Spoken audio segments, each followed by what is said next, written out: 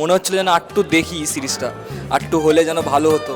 তার উপর আমার বন্ধু বান্ধব রাজশ্রী, অরিত্র এরাই কাজ করছে, তো দেখতে আরও মজা আসবে, আরও ভালো লাগবে। তো ফার্স্ট এপিসোড দেখলাম, আদি বা অরিত্র বাবু বা স্যার সবাই খুব ভালো করেছে। সবাই আমরা ক্লাসমেট, আদিত্য আমার ক্লাসমেট, খুব ভালো বন্ধু ছিলাম আমরা। তো এত ভালো কাজ করছে, সবসময় আমরা পাশে আছি ওদের সাথে। কম বেশি এফার্টস, কিন্তু দেখা যাচ্ছে যে কি সবাই নিজেদের মন দিয়ে বানিয়েছে। I think that is the win. এটা দেখে খুব ভালো লাগছে। যেহেতু আমি কলেজেরও না, আমি কাউকে চিনি না এখানে, শুধু আমি একটা বন্ধু আছে সম্রাট বলে, তার থ্রুতে এসেছি। আর এখানে এসে অ্যাম্বিয়েন্স, আপনাদের ব্যবহার সত্যি প্রচণ্ড ভালো। উইদাউট মানে হেভি বাজেট যে একটা এত সুন্দর করে নিজেদের প্রচেষ্টায় যে বইটা বানিয়েছে, এবং সেটা যে মানে এভাবে প্রিমিয়ার করে যে মানে সবাই নিজেই দেখতে হবে, মানে কাউকে বলতে হবে নাকি মানে দেখতে আসুন দেখতে আসুন। ইমোশনটা ফিলিং আছে, ইমোশনালি খুব অ্যাট্রাক্ট করবে এই বইটা।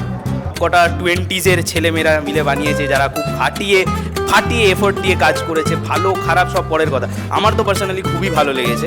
কিন্তু অবশ্যই এটা লোকের কাছে পৌঁছানো দরকার, যেটা আমি আপনাদেরকে রিকোয়েস্ট করবো, প্লিজ শেয়ার ইট। সবার একটা ব্যস্ততা জীবনের মধ্যে দিয়ে একটা 5-6 ঘন্টা এরকম একটা ইন্ডিপেন্ডেন্ট যারা কাজ করছে তাদেরকে দেওয়া, মানে ওটাও একটা অনেকটাই বড় ব্যাপার।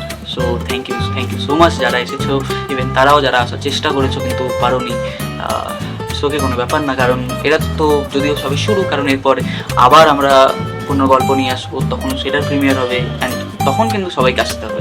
আমার একটাই কথা, আদি ভাই তুই চুলটা কেন কেটে দিলি এত বছর দিয়ে বড় করে?